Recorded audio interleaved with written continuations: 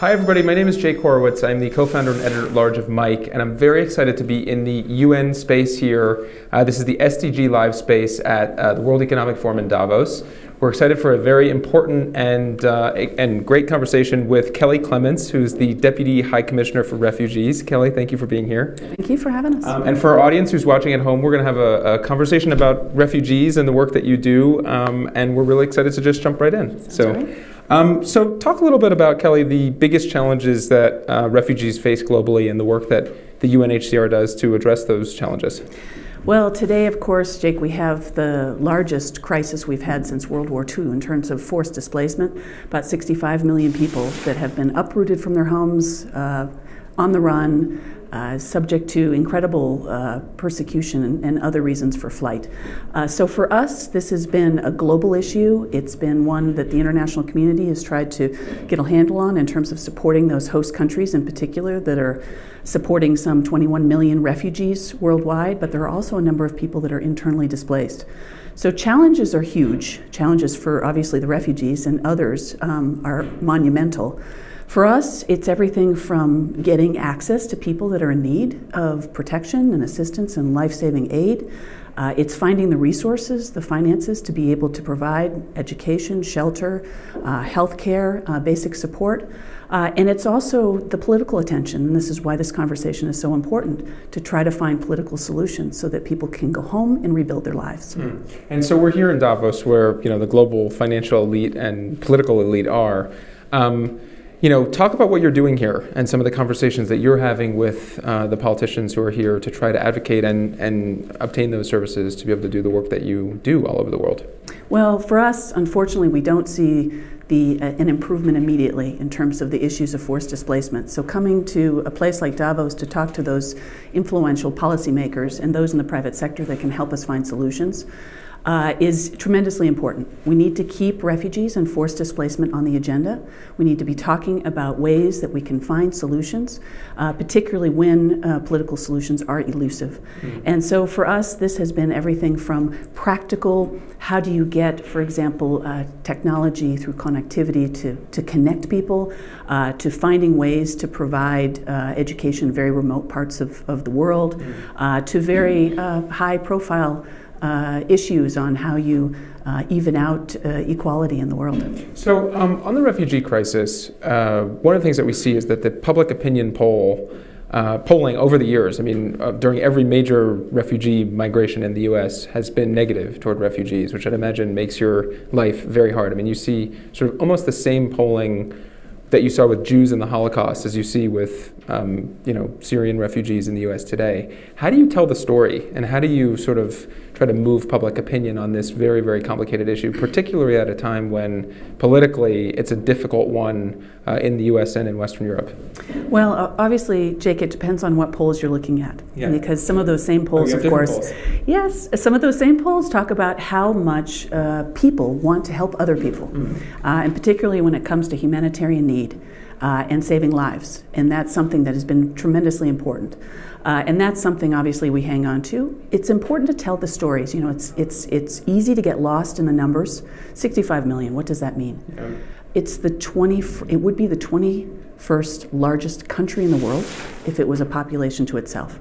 But again, numbers. There are stories behind the numbers. There are individual people, people's lives, where they've been, where they are going to, and how they got there. And there are some heroic stories. Heroic stories not just of people who have fled and rebuilt their lives, but also those who have helped them. And throughout the world we've seen this, communities actually opening up their homes, providing what they have to refugees. We have host countries that have hosted refugees for decades. Countries like Uganda and Kenya and Pakistan, Iran. These are countries that have put refugees into national school systems, that have allowed refugees to work, to be able to rebuild their families, to provide for their families. It's a sense of dignity. So we prefer to look at it from the optimistic side. And that's great, and I appreciate that. There still is a stigma. We're a few years into now the Syrian refugee crisis in particular. How do you move forward from here and continue to make the case to Western governments, particularly in this new administration in the United States, which is a very different climate toward refugees? How do you make that case? Is it through storytelling? Is it through other policy levers? how do you continue to advocate for now what is a very complicated and ongoing and long-standing crisis in Syria in particular? Well, as you said, Jake, Syria is the single largest driver of refugees and forced displacement in the world today. Over half of the population of Syria has been on the move or currently on the move. This is something that it's a combination of factors for us. It's both the support that we're providing to countries like Lebanon and Jordan, Iraq, and Turkey in terms of the support they've provided. Jordan, for example, has identified refugees really as a source of strength for Jordan and starting to look at Syrians as part of the workforce, whether or not it's educating the Syrians in terms of looking at them as active participants in the communities, whether or not in Jordan or hopefully eventually in Syria when they have a chance to return. Many people might not know this, but there's over 1 million refugees in Jordan. It's really, Germany gets a lot of the attention, but Jordan is really the epicenter. Jordan and Lebanon are the epicenter of the refugee crisis. So it's immediate response in those host countries to refugees, to host communities, because it's very important not to have aid just go to the refugees, but the communities at large. And there are certainly studies that have shown that refugees can be an economic boon to a community. That is, if the resources are spread widely. So, we're here in the UN space. There's a whole set of sustainable development goals that has been top of mind in discussion this week. One of the important pillars of those goals is the promise to leave no one behind, which feels particularly striking in the context of this conversation. I've seen the work that you do in Lesbos. I was there. I reported in Lesbos on the refugee crisis about a year ago. Talk about some of the stories of the workers, the people who are in the field doing the kind of work for your agency that see this crisis firsthand every day, stories that many people might not know, for those who are out in the field. So I happened to be in Serbia last year when the so-called Western Balkans route closed, where the border between Macedonia and Serbia shut. And there's a population of asylum seekers and refugees that were there, not quite knowing what to do next. And for the 15,000 humanitarian aid workers with UNHCR, not to mention the number of partners we work with that are critical to life-saving work. This is a really frustrating situation. Frustrating because not knowing what information to provide to people on the run. This is unusual for us, and what we've found, particularly in the Europe crisis, is that the humanitarian aid workers on the front line, whether or not those are local NGOs or international organizations like the UN Refugee Agency, this is something that has been difficult for us in terms of management, in terms of support to our staff, and so on. They're facing extremely difficult circumstances, not to mention those fleeing, because they want to help, but sometimes it's not always clear how they can help. And how many people are there who work for the agency? 15,000 for the UN Refugee Agency. And Syrian refugee crisis is probably the largest focus right now, but it's all over the world. It's all over the world, and thanks, Jake, for raising that. We talk a lot about the Middle East, but obviously we have critical operations in Africa. And in particular, South Sudan is one of the largest sources of refugee flows at the moment. In the last 3 weeks, we have had a daily rate of 3,000 to 4,000 South Sudanese who have gone into Uganda to seek safety and shelter. So we don't want to take attention off of other parts of the world that are equally in need. And in parts of Africa, obviously, that's quite stunning, whether or not it's the Central African Republic or South Sudan.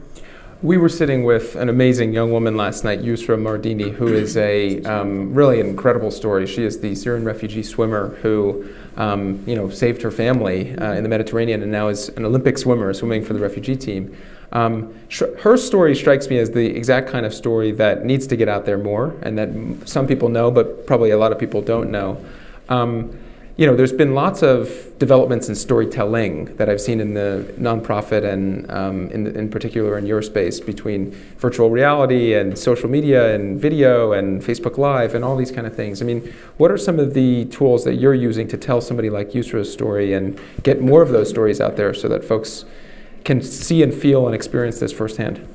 Yusra is an amazing young woman, and it's hard to believe that she's only 18. She's the youngest person at Davos. Yes, and and she's incredible because she not only used her Olympic experience to good effect in August in Rio by swimming her heart out and making us all proud, but since then she has used her experience as a platform to show that refugees can be like you and me, and that they can succeed. And I'll just say to the audience, she said she swam twice yesterday while everybody else was sort of gorging on lunch and dinner. She was swimming. So it's Jake, it's everything. It's from what you've just mentioned in terms of social media and getting the message out and so on. It's the day in the experience of a refugee, which is also here at Davos, really giving people a 45-minute taste of what it might be to be on the run, a simulation. I wish that kind of experience could be elsewhere as well, in terms of impacting more people. It's having people join us in terms of seeing what it's like in terms of these operations in the field where people are risking their lives every day. So you sound very optimistic, which is great to hear, because on this topic in particular, there can be quite a bit of pessimism. I mean, I think we've all seen in our social media feeds those really horrific, tragic videos coming out of Syria where it feels like there really is no end in sight. Why are you so optimistic? How do you keep that spirit? You have probably the ear of lots of the folks that you want to be talking to here on the UN channels. What's your message to them as we continue to move forward in this crisis? Well, we have an incredible array of partners that are doing remarkable work in locations all over the world. And if one is not optimistic, one can't continue to do this sort of work. But we're making a difference. And it's something that we need to expand and continue, and hope very much, again, I go back to political solutions, that some of the decision makers, including here at Davos, will make it possible for us to have more good news stories that we're talking about. People going home, rebuilding their lives, and returning to lives of dignity and hope. Great. Well, to the audience, thank you for tuning in. And Kelly, thank you for doing this. We appreciate it, and it's been great to chat with you. Thank you, Jake.